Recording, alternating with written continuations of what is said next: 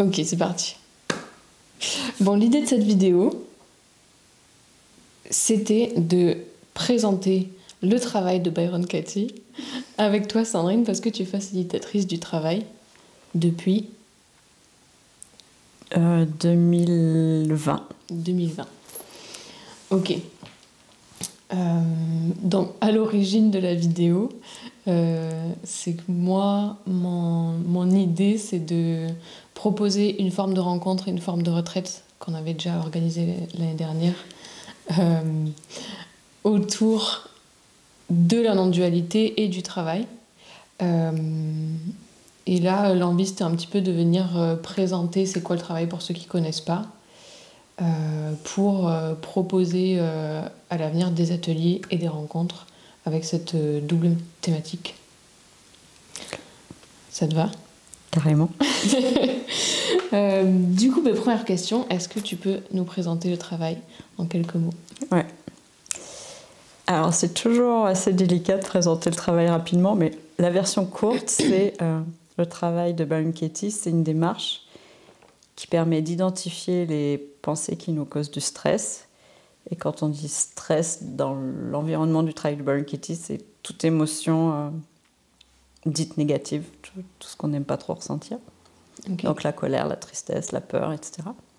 Donc identifier les pensées qui nous causent cette émotion-là et ensuite de les remettre en question. Donc ça, c'est la version courte. Ok.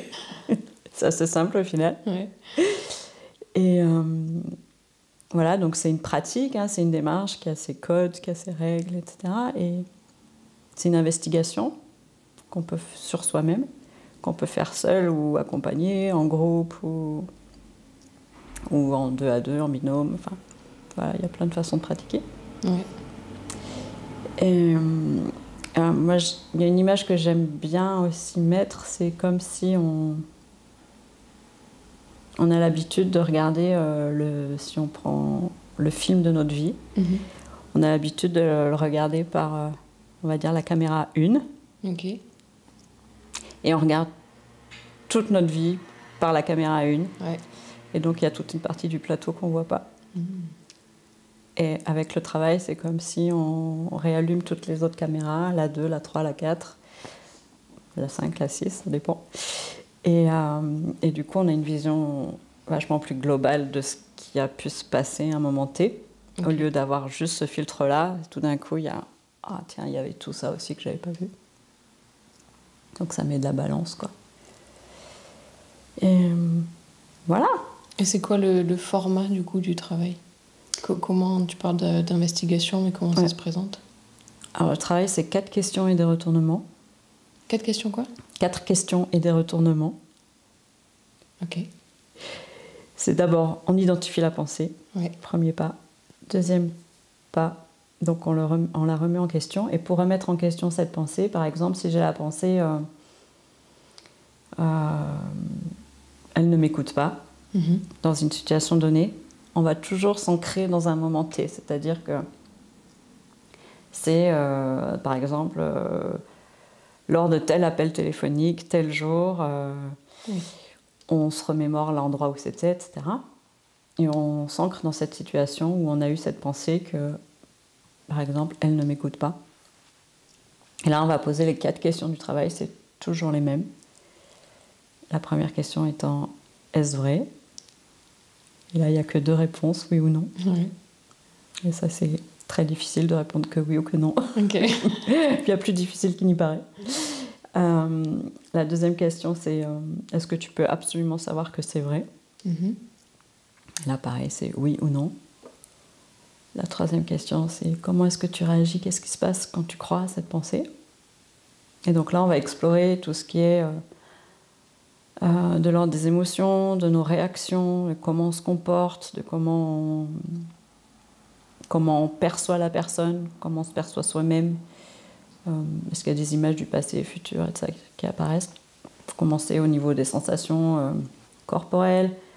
Voilà, tout ce qui répond à la question comment tu réagis, qu'est-ce qui se passe quand tu crois à cette pensée. La quatrième question, c'est qui ou que serais-tu sans cette pensée? Donc là, on se revoit dans la même situation. et il se produit exactement la même chose. La conversation téléphonique est exactement la même, mais juste on enlève la pensée, elle ne m'écoute pas. Et là, pareil, on regarde comment ce serait de vivre ce moment-là sans croire ça. Et après, on fait ce qu'on appelle les retournements. Donc on cherche c'est comme chercher des inverses de la pensée de départ. Donc si j'ai la pensée, elle ne m'écoute pas, et je vais regarder dans cette même situation, moi je ne m'écoute pas. Et on cherche des exemples en quoi c'est vrai que dans cette situation-là, moi je ne m'écoute pas. Qui est donc une des versions de retournement. C'est ça. Un autre retournement possible, c'est je ne l'écoute pas elle. Pareil, je vais chercher des exemples. Et un autre retournement encore, c'est elle m'écoute. Et pareil, je vais chercher des exemples de en quoi, en fait, dans cette situation, elle m'écoute, même si je m'en étais pas forcément rendu compte au départ. Et on cherche vraiment des exemples précis. C'est pas une affabulation de comment ça aurait été si elle m'avait écouté. Non, c'est vraiment dans ce moment-là, en fait, comment elle m'écoute. Mais je pense qu'on pourra se faire un exemple, parce que ce sera plus parlant que de parler comme ça dans un truc un peu absolu. Et sur les questions 1 et 2, peu importe que tu répondes oui ou non, tu peux continuer le processus. C'est ça. Même la question 2. Ouais. En fait, même si on répond est-ce vrai, non, même si on a dès le début de l'investigation cette réalisation que en fait la pensée qu'on a eue était pas vraie entre guillemets, ça n'empêche pas d'aller regarder la suite, juste en sachant que en fait, parce qu'au moment où ça s'est passé, j'ai vraiment cru, donc il y a forcément des trucs intéressants à aller regarder. C'est vraiment une exploration du monde qui est là en nous sans qu'on s'en rende compte en fait. C'est comme si toutes ces pensées, elles constituent notre programme, notre monde intérieur, et elles conditionnent tout un paquet de nos réactions, nos comportements, sans qu'on en ait la moindre idée en fait. Et au fur et à mesure qu'on les investigue et qu'on met de la lumière dessus, on devient de plus en plus clair en fait avec ce monde intérieur-là, et les actions deviennent aussi de plus en plus claires. Et on est moins agi par nos pensées, quoi. Et est-ce que tu pourrais, pour ceux qui ne connaissent pas, dire 2 mots sur Byron Katie? Ouais, bien sûr. Katie, c'est une femme qui est américaine, qui est née aux États-Unis en 1944-46, je ne sais plus exactement. Je n'ai pas la date en mémoire là. Et qui, autour de 30 ans, est tombée dans une forme de dépression assez importante. C'était une femme d'affaires, prospère, mariée, mère de 3 enfants. Enfin, le petit portrait classique avec la belle maison. Elle était agent immobilier, donc elle avait une belle maison. Et voilà, mais bon, on sait bien que si ça suffisait, ça se saurait. Et voilà, elle est rentrée dans une longue phase de dépression qui a duré 10 ans. Les 2 dernières années de cette période, elle sortait plus de chez elle. Elle sortait à peine de sa chambre. Elle était boulimique, agoraphobe, paranoïaque, etc., etc. Elle hurlait sur tout ce qui bougeait. Ses enfants avaient même peur de passer devant la porte de sa chambre tellement elle hurlait tout le temps. Quand on la voit maintenant, c'est un peu difficile à imaginer, mais c'est ce qu'elle raconte en tout cas. Et voilà. Et au bout de ces 2 ans-là, elle a été admise dans une clinique pour des personnes qui avaient des troubles alimentaires. C'était tout ce que sa mutuelle prenait en charge. Et dans cette clinique, elle était tellement invivable avec les autres personnes qui étaient hospitalisées qu'elle a été reléguée dans une pièce au grenier. Et là, dans cette pièce au grenier, elle raconte qu'elle dormait par terre parce qu'elle se jugeait même indigne de dormir sur un lit. Donc elle dormait par terre et un matin, voilà, elle s'est réveillée, elle a réalisé qu'en fait, toute la souffrance qu'elle avait depuis toutes ces années ne venait pas des situations qu'elle vivait, mais des pensées qu'elle entretenait à propos de ces situations. Okay. Et le travail lui est arrivé, donc cette démarche, ces cartes questionnement. Ça a été une forme de canalisation, du coup. Ouais, on peut appeler ça comme ça. Elle le nomme pas comme ça. Okay. Mais c'est des infos qui lui sont arrivées, quoi. Voilà, c'est des questions qui lui sont venues. Okay. Et elle s'est rendue compte que quand elle passait ses pensées au crible de ces questions-là, il y avait quelque chose qui se dénouait. Quelque chose qui s'apaisait pour elle. Et voilà. Et puis après, elle s'est rendue compte qu'en fait, toutes les pensées stressantes qu'elle avait sur le monde et les gens pouvaient être quasiment toutes formulées d'une certaine façon. Donc de là est née la feuille de travail où on récolte nos pensées. Et donc c'est toutes des pensées qui sont en tous les reproches qu'on fait aux autres. Par exemple, il ne m'écoute pas, il ne me juge pas, etc. Toutes les pensées en « je veux que telle personne change, je veux qu'elle fasse ceci, je veux qu'il m'écoute, qu'il m'entende, qu'il me respecte, blablabla ». Toutes les pensées en « je devrais », enfin « il ou elle devrait », ou « il ou elle ne devrait pas », tous les conseils qu'on donne aux gens, tous les « j'ai besoin que tu fasses ça », blablabla. Tous les jugements qu'on a sur il est stupide, il est autoritaire, il est chiant et compagnie. Okay. Et donc voilà, donc le travail est né progressivement comme ça de ce qu'elle a vu dans les années qui ont suivi ce qu'elle appelle l'éveil à la réalité. Et voilà, et puis, mais elle raconte ça comme vraiment une espèce de renaissance, puisque elle dit qu'elle a dû réapprendre complètement le monde. À fonctionner. Complètement à fonctionner. Quasiment, on lui a présenté ses enfants à la sortie de la clinique. La personne lui a dit vos enfants vont venir vous voir. Et puis elle s'attendait à avoir quasiment des bébés, quoi. Et puis en fait, c'était des adolescents et des jeunes adultes. Et voilà, et sa fille raconte que voilà, elle devait lui apprendre que non, on sortait pas en pyjama, il fallait s'habiller pour sortir. Elle rentrait chez les gens comme ça parce qu'elle trouvait que tout était à elle. Enfin, elle ne voyait pas le problème d'aller se promener, d'entrer chez les gens. Elle embrassait tout le monde. Mais ça, c'est suite au matin où elle se réveille, ouais. Ou c'est suite au travail, aux questions qu'elle a fait après? En fait, tout s'est fait en parallèle, quoi. Après ce moment d'éveil.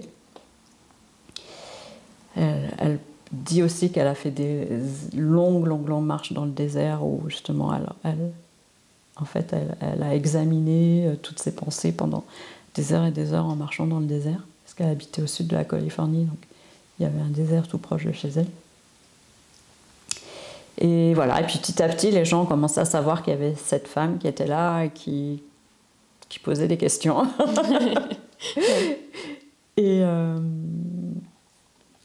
Et voilà, donc les gens commençaient à venir à elle, puis à l'inviter, et puis progressivement, comme ça, elle a commencé à se déplacer à droite à gauche pour diffuser le travail.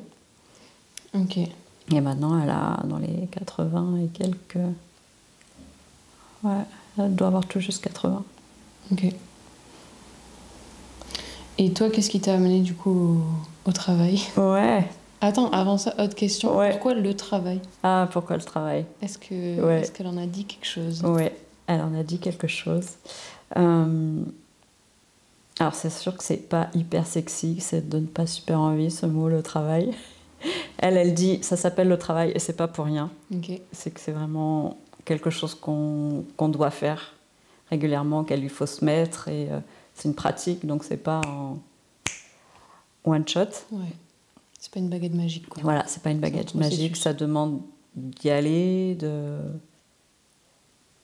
faire cet effort de vouloir connaître la vérité, en fait. Mm-hmm. Et c'est une pratique au long cours, quoi. C'est comme une espèce d'hygiène quotidienne, mentale. Après, on n'est pas obligé de le faire tous les jours, mais c'est un peu comme le matin, on se lave les dents, et on se lave aussi les pensées, quoi. Okay. Après, je ne sais pas si le mot work en anglais a tout à fait la même connotation que travail en français. Peut-être pas complètement. En tout cas, les Américains, ils n'ont pas le même rapport au travail que ce qu'on a nous, ça c'est sûr. et voilà. Mais c'est bien parce que le fait que ça s'appelle le travail peut certainement amener déjà chez beaucoup de personnes une résistance. Une première chose à l'observer. Carrément. ouais. Ok. Donc pour elle, du coup, c'est parce que c'est vraiment une forme de processus à entamer, d'investigation à faire, quoi. Ouais. Ok. Et du coup, toi, comment tu as rencontré le travail? Alors, j'ai rencontré le travail grâce à une amie qui m'en a parlé un jour en juin 2014. Et voilà, elle m'a parlé de cette démarche et puis il y avait quelque chose en moi qui me disait ouais, s'il suffisait de 4 questions, ça se saurait quand même. Et en même temps, cette amie, c'est vraiment une amie proche et je lui fais grandement confiance sur ses découvertes et sur ce qu'elle amène. Donc j'ai commandé le livre, Aimer ce qui est. Ouais, celui-là.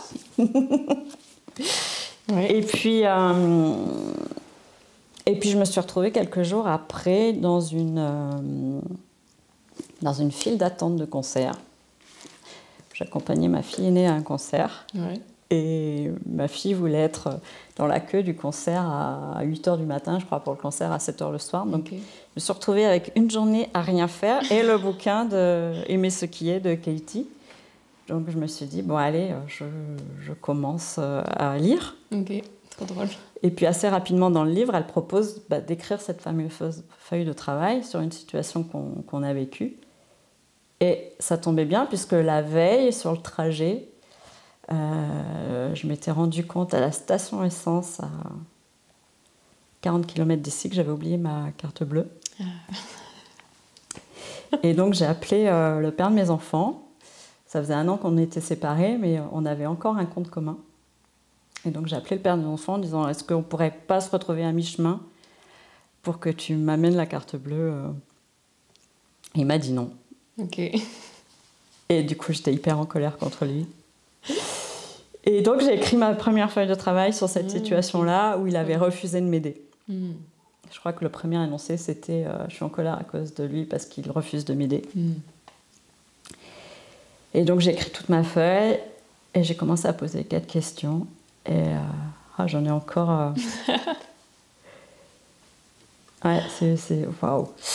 Et j'ai commencé à poser 4 questions sur ce truc-là. Et puis, je sentais au fil du temps comment je passais de la colère à la gratitude, en fait. Il y avait... en fait, cette auto-investigation, parce que là, j'étais seule face à mon papier, s'est terminée en un immense merci au nom qu'il m'avait donné, en fait. De me dire, mais en fait, waouh, quoi. Il refuse de m'aider, mais c'est devenu complètement faux. Il m'aidait, en fait, en me disant non. Et en me montrant que j'étais capable de me débrouiller toute seule et que j'avais pas besoin de lui. Et voilà. Et du coup, voilà, ça m'a fait tomber dans la marmite vraiment de sentir comment, en à peine 1 heure, la colère était complètement dégoupillée et remplacée par ce truc de gratitude infinie. Trop bien. Et voilà, et du coup, pendant 2 ans, j'ai continué le travail. À titre personnel. Voilà, dans mon coin, toute seule. Je l'utilisais un peu comme une lance à incendie. C'est-à-dire, dès qu'il y avait un gros truc, j'éteignais le feu avec une petite feuille de travail. Et puis après, l'été 2016, donc 2 ans après, je suis allée faire la school avec Byron Katie en Allemagne. Donc la school, c'est un séminaire de 9 jours en immersion totale où on fait le travail du matin au soir avec plein de pratiques différentes. Et voilà. Et à partir de ce moment-là, c'est devenu vraiment une pratique quasi quotidienne pendant plusieurs années, avec beaucoup de travail en binôme, en groupe. Et voilà. Ok. Et du coup, qu'est-ce qui t'a amené à être facilitatrice après ça? Ouais. En fait, en quittant la school, l'école pour le travail, je suis entrée dans un processus d'approfondissement du travail où je faisais beaucoup d'échanges en binôme, de ce qu'ils appellent des cours, mais c'est plutôt des ateliers où on fait son propre travail sur différentes thématiques. Ok. Et puis, au fil du temps, il s'est trouvé que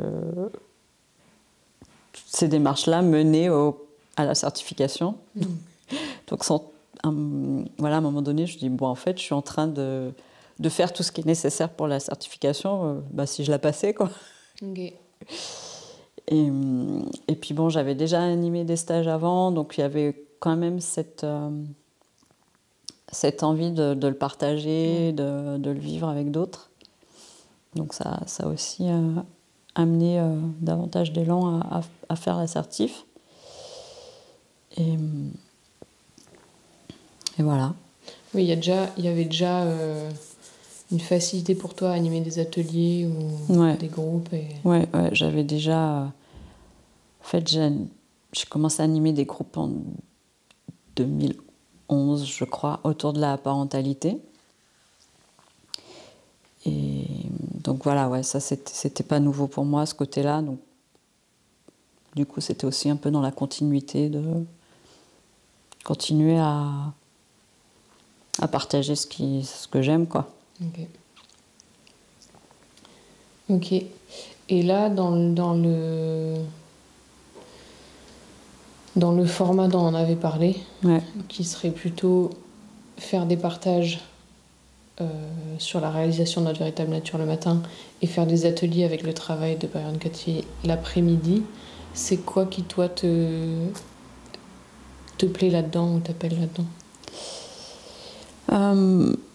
En fait, le travail de Byron Katie, c'est carrément une démarche non duelle, en fait. Ça, j'en avais pas du tout idée quand j'ai commencé le travail. Okay. Il y a des trucs dont parlait Katie, je me disais, ouais, ok. ça a l'air fun, mais je comprends pas trop de quoi elle parle, là. Et puis, petit à petit, à force de pratiquer le travail et de contacter des endroits de soi où tout va bien et où c'est tout le temps en paix, et où il y a gratitude, compassion qui sont là, ça fait goûter à cette saveur-là, en fait. Donc c'est devenu de plus en plus clair ce dont elle parlait.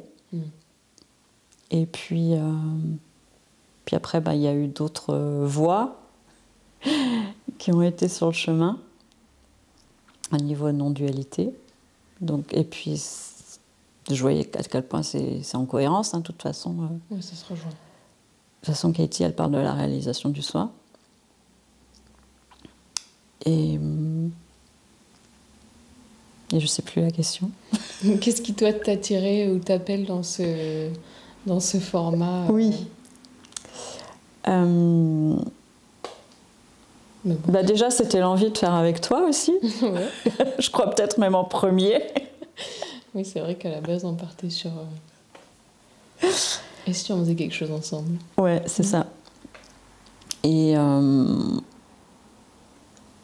après, je pense que le travail de Byron Katie, pour des gens qui sont sur un chemin de réalisation, on va dire, en tout cas dans une quête, ça peut vraiment aller pointer à la fois sur cet espace de paix et à la fois sur qu'est-ce qui peut faire obstacle à goûter la paix.